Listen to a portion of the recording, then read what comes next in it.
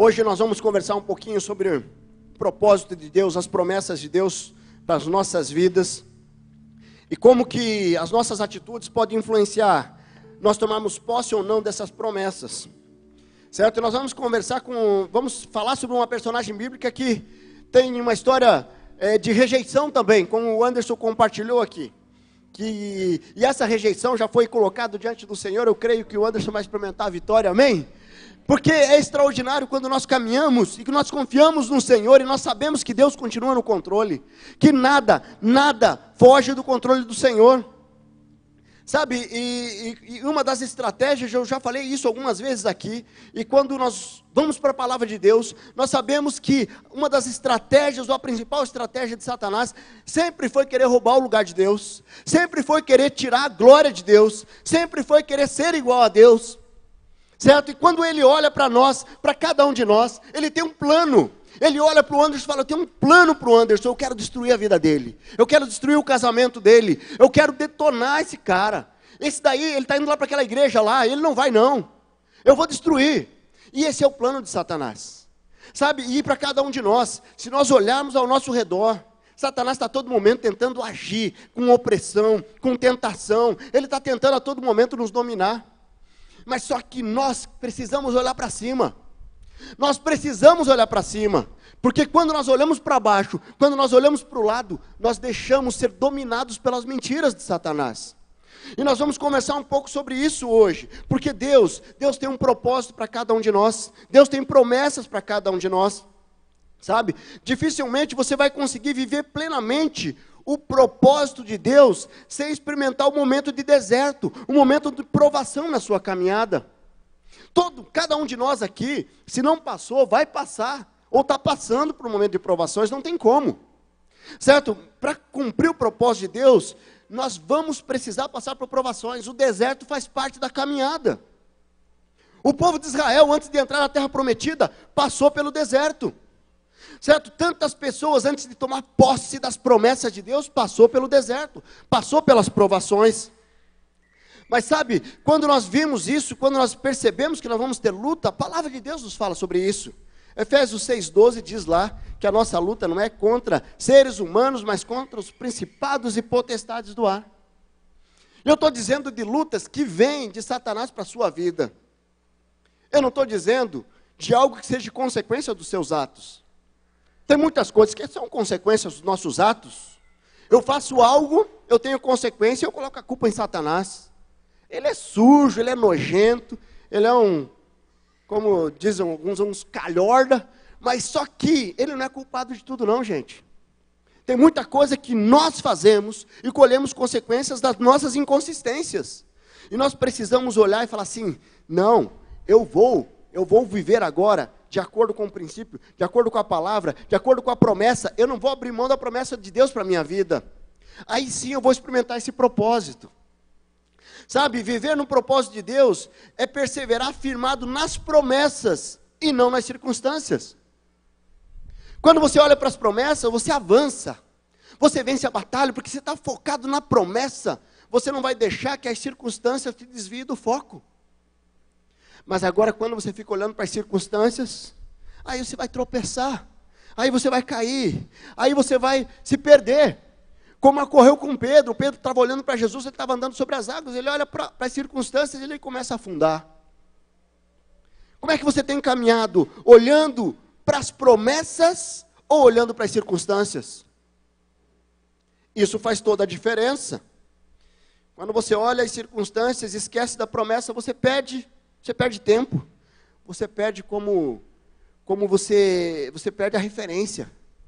Queridos, nós vamos estudar hoje uma personagem conhecida, muito conhecida, e que talvez você já ouviu e já estudou sobre ela, ou talvez você é a primeira vez.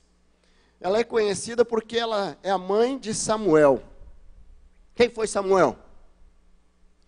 Samuel foi um profeta que ungiu o rei Davi. E o rei Davi foi o rei de Israel, o segundo rei de Israel, que liderou ali a linhagem de Jesus, da tribo de Judá. Então, abra lá, 1 Samuel, Deixa aberto a sua Bíblia em 1 Samuel. Você que está acostumado a falar que lê a Bíblia só no celular, não tem nenhum problema não, viu gente? Pode ler sim, não é pecado não. Tá? Eu que prefiro com a de papel. Mas deixa aberto lá.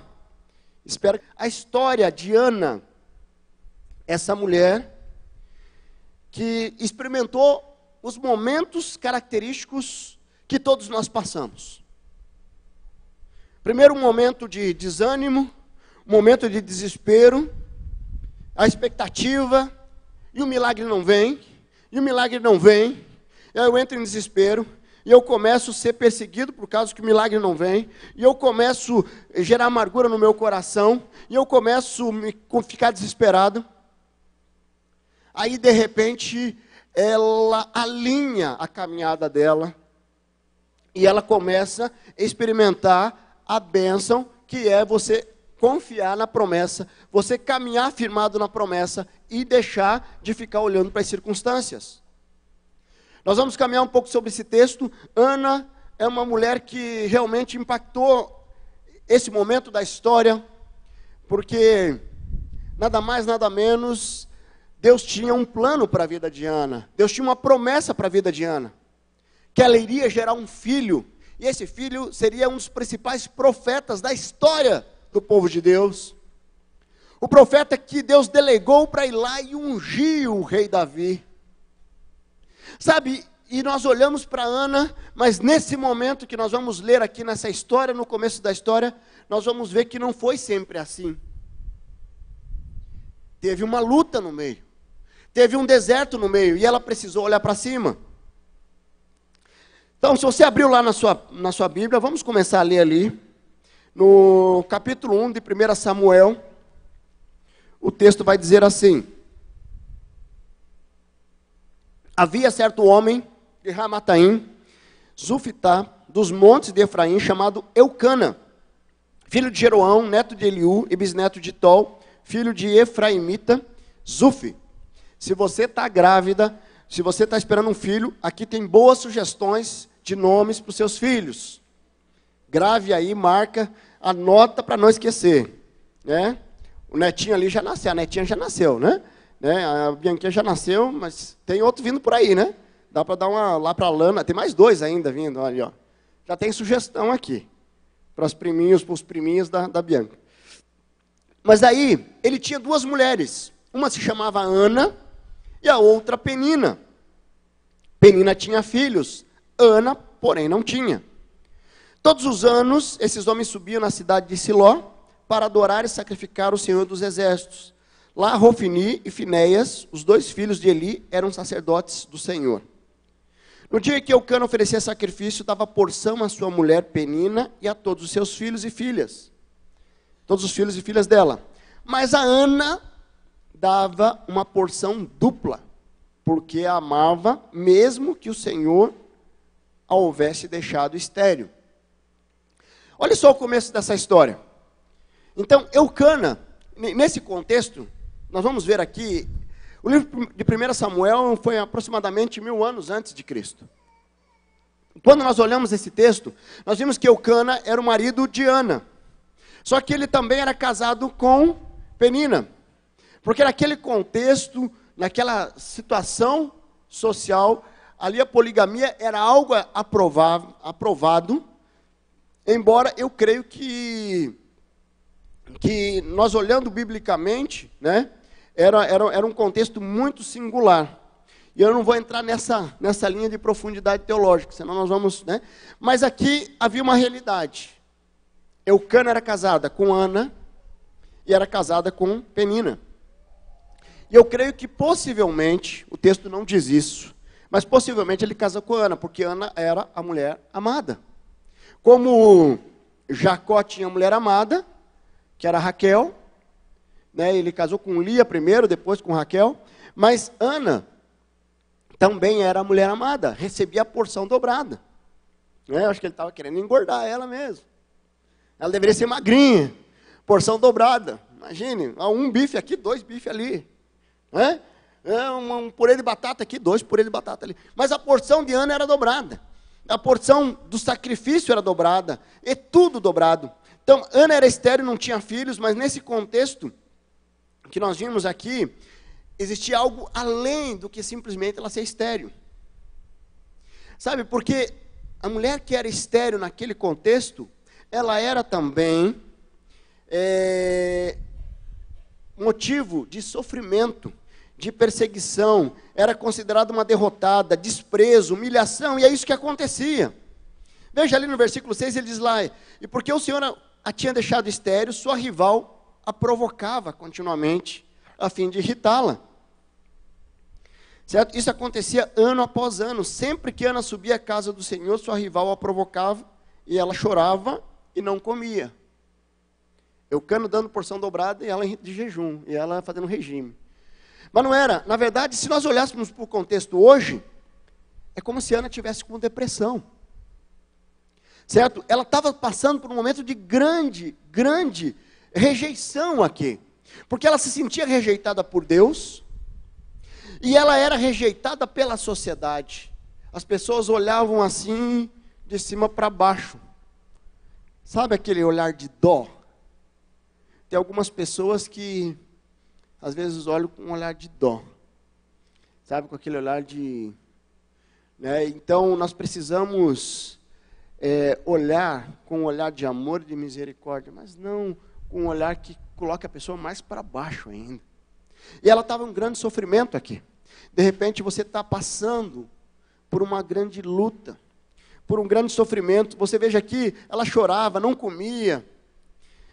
E aí Eucana, seu marido, perguntava ali, Ana, por que você está chorando? Por que você não come? Por que você está triste?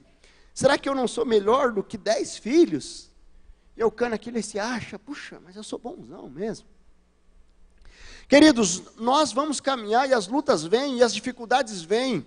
E às vezes nós somos rejeitados, e às vezes nós nos sentimos a pior pessoa. Sabe aquele momento que, sabe, não mexe não. Deixa eu aqui no meu canto. De repente você está aqui e você veio forçado hoje aqui. Porque você queria ficar lá no teu canto. Sabe, ninguém venha. Sabe, e Ana estava passando por isso. O marido tentou dar uma força para ela ali. Puxa, mas eu não sou bonzão? Melhor do que 10 filhos? E ele começa a dar uma força. Eu tenho aprendido, a Josi me ensinou, às vezes quando você chega perto de uma pessoa que está com uma grande luta na área da saúde ali, que é do câncer, né? Ela falou que era muito comum as pessoas chegarem e falar assim, e aí, como você está? Ela está lá no hospital, lá com um negócio e tal, aí chega, como é que você está? Não, como é que você está? Tudo bem, mas quando pergunta, está tudo bem? Não, como tudo bem, eu só estou aqui. Você tem que perguntar como é que você está, né? Então eu aprendi isso aí, eu estava até invertendo aqui, viu, Josi? Né? Então você não chega e pergunta assim, tudo bem? Não, como você está? Porque você sabe que não está bem. Pessoa que está no hospital, está passando pela luta da enfermidade, não deve estar tudo bem. Mas mesmo não estando tudo bem naquelas circunstâncias, se essa pessoa olha para as promessas, ela vai estar bem. Porque vai saber que aquele momento é passageiro, que aquela situação vai passar, e que a vitória vai chegar, porque isso é promessa do Senhor. Sabe, Ana, ela passava por uma grande humilhação, ficou sem comer, ficou chorando, sabe, e aí o texto continua ali. Aí certa vez, quando ela terminou de comer e beber em Siló, ali no versículo 9, estando o sacerdote Eli sentado numa cadeira junto à entrada do santuário do Senhor, Ana se levantou e com a alma amargurada chorou muito e orou ao Senhor. Alma amargurada. O que é amargura? Qual a raiz da amargura? Você tem andado amargurado? De repente você vai precisar chorar diante de Deus como fez Ana. E ela fez um voto, diz ali no versículo 11, ó Senhor dos exércitos, se tu deres atenção à humilhação da tua serva, te lembrares de mim e não te esqueceres da tua serva, mas lhe deres um filho, então eu o dedicarei ao Senhor por todos os dias de sua vida, e o seu cabelo e a sua barba nunca serão cortados. Sabe quando que a vida de Ana começa a mudar? ela vem olhando para as circunstâncias, ela sendo humilhada, e ela está olhando para as circunstâncias, a humilhação está ali, e ela só vê a Penina passando para cima, passando para baixo, os filhos de Penina humilhando ela, e ela não vê saída, e ela está envelhecendo, e a possibilidade dela engravidar está mais difícil. E ela vê o Cana, que é o marido dela, tentando dar um jeitinho, e começa a cuidar dela, mas olha, veja bem, eu sou o bonzão. Mas tudo essas circunstâncias, e ela olhando ali o sofrimento dela, ela continua atolado naquele sofrimento. Mas tem um momento que ela começa a experimentar mudança. Quando ela deixa de olhar para as circunstâncias e ela olha para as promessas. No versículo 12 ela diz então, enquanto ela continuava a orar diante do Senhor, Eli observava sua boca, como Ana orava silenciosamente. Seus lábios se mexiam, mas não se ouvia a sua voz. Então ele pensou que ela estivesse embriagada. E lhe disse, até quando você continuará embriagada? Abandone o vinho. Ana respondeu, não se trata disso, meu senhor. Sou uma mulher muito angustiada. Não bebi vinho nem bebida fermentada. Eu estava derramando minha alma diante do Senhor. A história de Ana começa a mudar quando ela derrama a alma diante do Senhor. Você já derramou sua alma diante do Senhor? Você já chorou diante do Senhor? Você já pediu socorro para o Senhor e falou assim, Deus tem misericórdia de mim. Deus, abre essa porta de emprego que não abre. Deus, restaura a vida do meu filho. Está difícil, ele está nas drogas. Deus, restaura meu casamento. Restaura meu relacionamento com meu pai, com a minha mãe. Sabe, quando Ana se derrama diante do Senhor, quando ela está no fundo do poço, ela não consegue olhar para nenhum lugar a não ser para cima, e ela chora, e ela se derrama diante do Senhor, Deus age no coração dela, e ela começa a experimentar mudança na vida dela. Sabe, a cura daquela dor vem pela boca. Quando ela abre o coração dela para Eli, quando ela se derrama diante do Senhor. Veja ali no versículo 16, ele falou, não julgue tua serva, uma mulher vadia, estou orando aqui até agora por causa da minha grande angústia e tristeza. Sabe, quando nós confessamos, quando nós colocamos para fora, a restauração na vida do Anderson começou hoje. Quando ele vem aqui, ele abre, e ele joga para fora, e a cura começa a acontecer dentro do coração dele. De repente você tem guardado algo a 7 chaves, e você não compartilha com ninguém, e você não quer confiar em ninguém. Eu quero te dizer, que a hora que você consegue colocar isso para fora, começa a cura de Deus. A cura sai pela boca, vindo do coração, o coração de Deus. E isso começa a acontecer uma grande revolução na sua vida. Sabe, e aí o texto continua, porque ela compartilha a dor, ela vai ali, busca a restauração diante do Senhor. E aí o texto vai continuar ali no versículo 17, ele respondeu, vá em paz, e que o Deus de Israel lhe conceda o que você pediu. O que Eli fez aqui? Eli colocou diante dela uma promessa de Deus, e ela disse, espero que seja benevolente com a tua serva. Então ela seguiu o caminho, comeu, e seu rosto já não estava mais abatido. Sabe, ela calma o coração, diante da palavra de conforto do Senhor, através do profeta Eli. Ela olha para o Senhor e a sua história começa a ser mudada. Ela deixa de caminhar cabisbaixo e olha para cima. As coisas começam a mudar. Certo? E é interessante porque ela começa a mudar antes mesmo da promessa chegar. Porque só de confiar na promessa do Senhor, o rosto dela já mudou. E ela já levantou a cabeça. E ela que andava humilhada, e ela que as pessoas falavam, e ela cada vez mais baixo, agora ela levanta a cabeça. Ela fala assim, não, eu sei em quem tenho crido. Você tem caminhado com uma postura de derrotada, ou você tem caminhado tomando posse da vitória de Deus para a sua vida, das promessas de Deus para a sua vida? Se você continuar olhando para as pessoas, a tua postura vai ser derrotada. Mas se você olhar para a promessa, você vai ser vitorioso.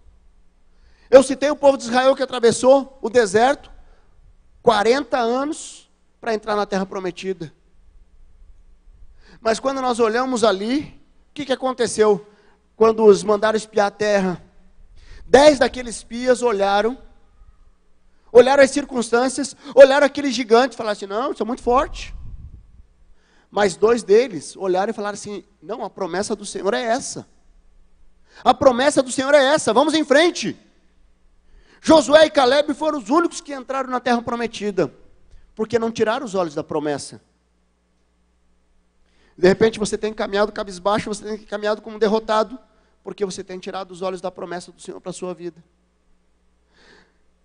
O desafio dessa noite é você retomar essa confiança no Senhor. Você renovar essa esperança no Senhor. Veja ali no versículo 19, na manhã seguinte, ela se levanta e vai adorar o Senhor. Então voltaram para casa, em Ramá, e o Cana teve relações com a sua mulher Ana, e o Senhor se lembrou dela. Assim Ana engravidou, e no devido tempo deu à luz a um filho, e deu o nome de Samuel, dizendo, eu pedi ao Senhor. Sabe, e aí o texto continua, porque Ana foi abençoada, mas ela não esqueceu de Deus não, gente. Tem muita gente, se eu for olhar aqui nesses anos que nós estamos aqui nesse culto, tem muita gente que no momento de grande desespero estava aqui conosco. Estava aqui buscando a Deus, servindo a Deus, buscando, sabe?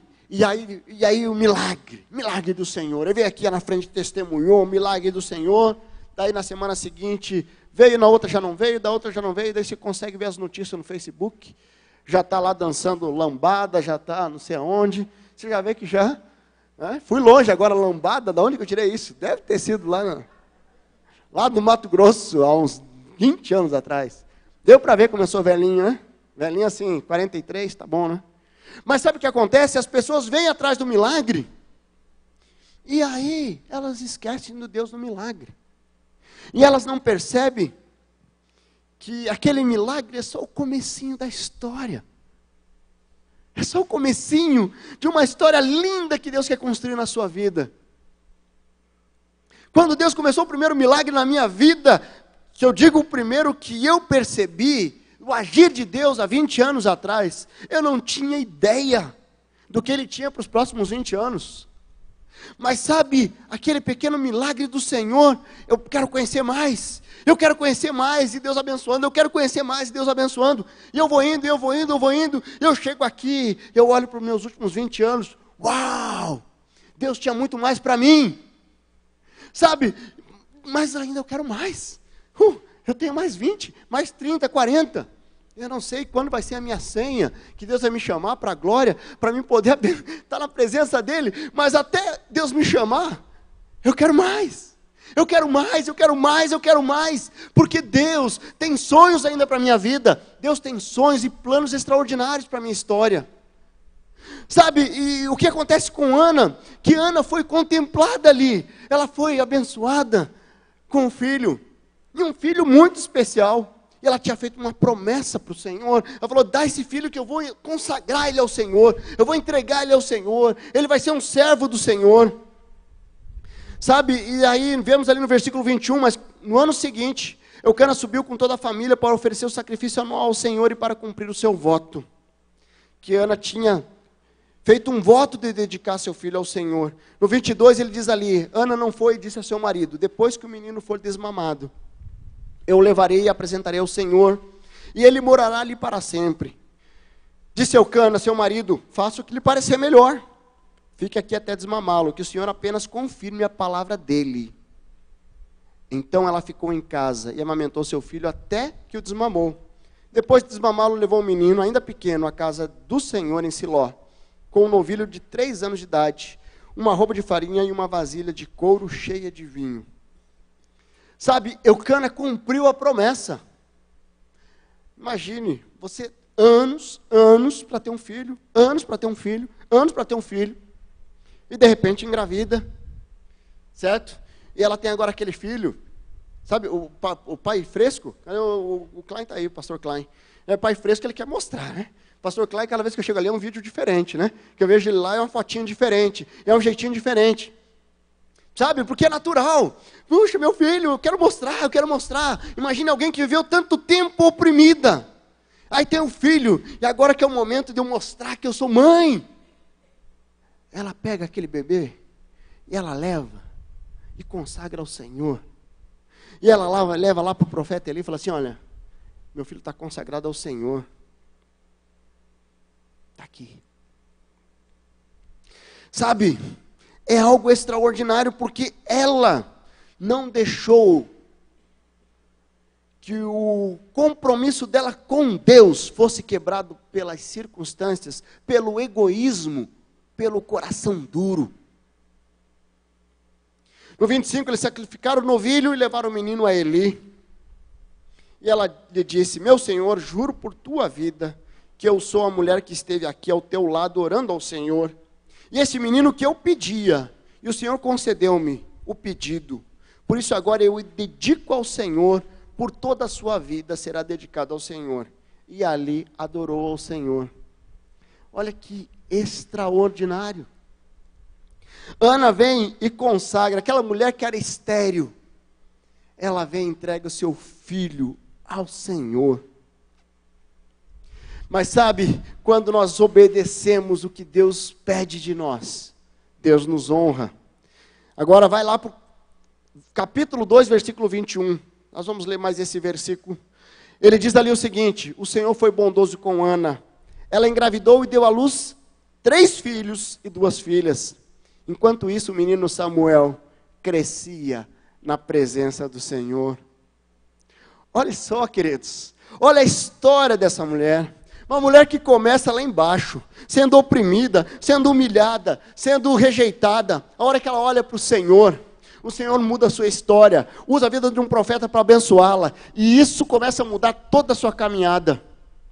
E ela constrói uma família não com um filho, mas uma família com 6 filhos, 5 ali com ela, e 1 consagrado ao Senhor, tremendamente usado pelo Senhor. E olhando para essa história de Ana, eu quero fazer 3 destaques rapidamente, porque nós estamos com um horário bem avançado, e eu quero destacar alguns pontos que eu quero colocar como desafio para o coração de vocês. Olhando para a vida de Ana, está muito claro que ela teve um momento que ela ficou olhando para as circunstâncias, e a vida dela foi mudada quando ela olhou para as promessas. De repente você está andando, caminhando, olhando para as circunstâncias ao redor da sua vida, e você está ficando amargurado, desestimulado, você está ficando cabisbaixo, derrotado, postura de derrotado. Sabe, toca o despertador de manhã, você vira para o lado: não quero nem levantar daqui. Não abre a janela, não abre, quero ficar aqui. Sabe, eu quero te dizer, levanta a cabeça, olhe para o Senhor, firme na promessa. Quando nós olhamos aqui, um primeiro destaque que para viver o propósito de Deus, nós precisamos buscar ao Senhor em oração. Se você olhar para as circunstâncias, você não vai nem conseguir orar. Mas se você olhar para Deus, você irá experimentar um socorro para a sua luta, para a sua dificuldade, para a sua tristeza. No versículo 9 e 10 diz ali que a alma dela estava amargurada, falta de perdão, mas a oração começa a gerar uma grande transformação na vida de Ana. Queridos, oração move montanhas, é isso que diz a palavra de Deus. A fé move montanhas. Se você tiver fé no tamanho do grão de mostarda, você tem orado? Vamos fazer um teste aqui na sua mente, no seu coração. Quanto tempo você orou hoje? Quanto tempo você orou essa semana na presença do Senhor? Quanto tempo você orou esse mês na presença do Senhor? Ah, pastor, eu orei. Eu orei para agradecer pelo feijão, pelo arroz e pelo frango. Queridos, oração é intimidade com Deus. Você quer experimentar mais de Deus? Ore. Busque a face de Deus. Ana se derramou diante de Deus. Ana buscou ao Senhor com fidelidade. Sabe, o segundo ponto que eu destaco aqui, Ana tomou posse da promessa antes da bênção. Ela teve uma atitude de vitória. Sabe, nós vamos ver ali no versículo 17, que nós já lemos ali, que quando ela pediu, e ele fala da promessa de Deus, ela já mudou o rosto. Veja ali no versículo 18. Ela seguiu seu caminho, comeu, e seu rosto já não estava mais abatido. Ela até foi bater um rango. Gente, quando você olha para as circunstâncias, você começa a caminhar com um andar de derrota. Sabe, tem algumas pessoas que sabe que essa postura de derrota, essa postura de vitimismo é contagiante. Sabe, às vezes você está perto de uma pessoa e tudo que sai da boca dela é tragédia. É tragédia. Eu lembro desse negócio de tragédia. Um dia nós estávamos num jantar de casais. E daqui da igreja. E tinha um casal sentado conosco, um casal querido aqui da nossa igreja. E foi um irmão testemunhar lá, um senhor de idade, muito querido, seu Antônio. Daí ele começou, não, porque eu casei, daí de repente eu perdi um filho, daí foi lá, perdi outro filho. Daí ele tinha perdido, ele tinha acho que 8 ou 9 filhos, e tinha perdido uns 5 ou 6. Era muita coisa. E a hora que ele foi falando assim, daí de repente o irmão olha assim, muito sério, e fala assim, que tragédia. Sabe, foi tão marcante, isso aí já faz anos, gente. Eu acho que não tive nem filho ainda, faz mais de 10 anos. Eu nunca mais esqueci. Mas tem pessoas que você está perto, só sabe falar de tragédia, só sabe falar de doença, só sabe falar de... Gente, eu posso estar no meio da luta e dizendo assim, Deus vai me dar vitória. Deus, sabe, não aceite andar como derrotado. Não aceite andar olhando para baixo. Não aceite. Você vai tropeçar nas pequenas pedras, não nas grandes montanhas. Se você ficar olhando para baixo, você vai cair num buraco e daqui a pouco você está se debatendo ali. E você vai ver que você perdeu tempo. Nós não podemos evitar que as circunstâncias ruins, que as provações, que os desertos venham para a nossa vida, mas a nossa postura deve ser confiar no Senhor, nas promessas do Senhor e andar olhando para cima, olhando para o alvo. Ana, ela experimentou isso. Se olhar para as promessas, sua postura mudará. E você não precisará esperar todo o milagre acontecer para você celebrar e caminhar como vencedor, como vencedora. Sabe, o que acontece com Ana, ela calma o coração dela, diante de uma palavra do Senhor, através da vida de Eli, e diante de uma promessa no coração dela. Ela calma, e ela começa a andar com o coração leve. Quantas pessoas têm andado com o coração pesado? Tem falado assim, a minha vida não presta para nada. Tanta coisa tem acontecido. E eu fico profetizando derrota, profetizando desgraça, profetizando coisas ruins. Eu preciso que a minha boca saia de coisas boas, de profecias extraordinárias da palavra do Senhor. A nossa boca fala que o coração está cheio. Você quer andar como alguém vitorioso, alguém vitoriosa, se encha da palavra de Deus, porque essa palavra é uma palavra de vitória. Essa palavra é uma palavra que a mensagem central é a vitória do Senhor Jesus sobre Satanás. Nós precisamos andar olhando para cima. E para finalizar, queridos, nós vemos ali que Deus honra o compromisso. Ana, ela foi contemplada e ela manteve o compromisso com o Senhor. E quando a gente cumpre o nosso compromisso com Deus, nós vamos ser honrados por isso. Caminhar com o Senhor requer convicção. Confiar nas promessas do Senhor requer convicção. Porque se eu caminhar por conveniência, eu vou cair, vou me desestimular no primeiro desafio. Mas quando eu caminho por convicção, independente do que está acontecendo, eu sei que o meu caminho é esse, e eu não vou desviar o caminho. Veio uma pedra, eu passo por cima. Eu dou um sem pulo, eu dou um mortal, mas eu não vou ficar aqui preso nessa pedra. Queridos, nós precisamos assumir um compromisso com Deus, de buscar a Ele com intensidade, certo? Olhar para as circunstâncias facilita o processo de abandonar a comunhão com Deus. Olhar para as promessas nos impulsiona a buscar ainda mais a Deus, ser mais abençoados na presença do Senhor. O que aconteceu com Ana, que ela foi tremendamente abençoada? Porque ela decidiu olhar para as promessas. Diante dos desafios, ela decidiu mudar a postura. E a partir de agora, eu sou vencedora. Porque eu sou filha da promessa. eu sou filho da promessa. Meu desafio para a sua vida nessa noite é você tirar os olhos das circunstâncias e projetar os teus olhos na promessa do Senhor. Você pode fechar teus olhos.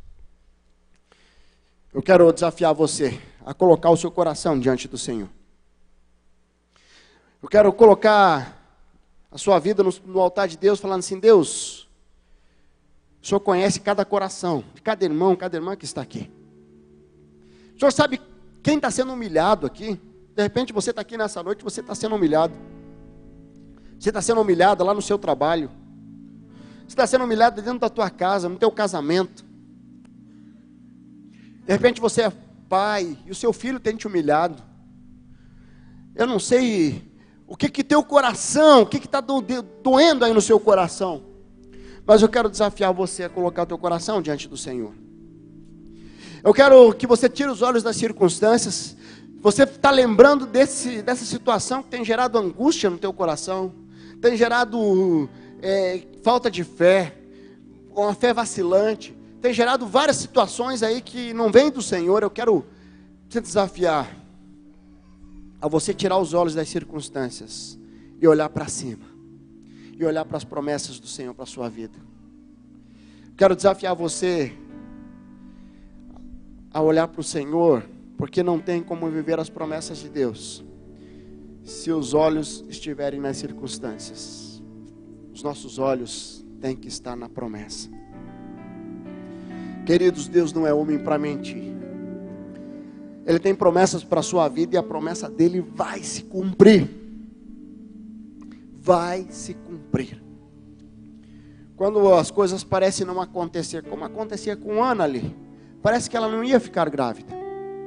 Mas quando parece que as situações que nós buscamos não vão acontecer, esse é o momento de nós olharmos para o Senhor e falar assim: Senhor, mesmo que os meus olhos não estejam vendo um norte, eu continuo confiando no Senhor. Se você tem uma promessa na palavra de Deus, não abra mão dela, mesmo diante das lutas. Tem um cântico muito recente, e tem tocado várias vezes, que fala que se Deus fizer, Ele é Deus, mas se não fizer, Ele é Deus. Sabe, se a porta abrir, Ele é Deus, mas se fechar, Ele continua sendo Deus. O nosso Deus, Ele não é mais ou menos poderoso em decorrência das circunstâncias. Ele simplesmente é Deus, e é Deus Todo-Poderoso. De repente nessa noite é a noite que você precisa se derramar diante do Senhor. Deus está tocando o teu coração para você se derramar diante do Senhor. Então fique de joelhos onde você está e se derrame agora diante do Pai. Como Ana chorou diante do Senhor, não tenha receio não, chore diante de Deus. Coloque aí a tua luta diante do Senhor. Coloque aí esse gigante diante do Senhor. Eu quero dizer para você que a postura de Ana, ela mudou completamente a história dela. Eu quero desafiar você a tomar posse da sua promessa nessa noite. A promessa que Deus tem para a sua vida, e que Satanás tem dizendo que não vai dar certo, que não tem jeito, que isso não vai acontecer, que esse milagre não vai chegar. Queridos, eu quero profetizar na sua vida que Deus é um Deus de promessa, e Deus é um Deus que quer sim fazer um milagre extraordinário na sua história.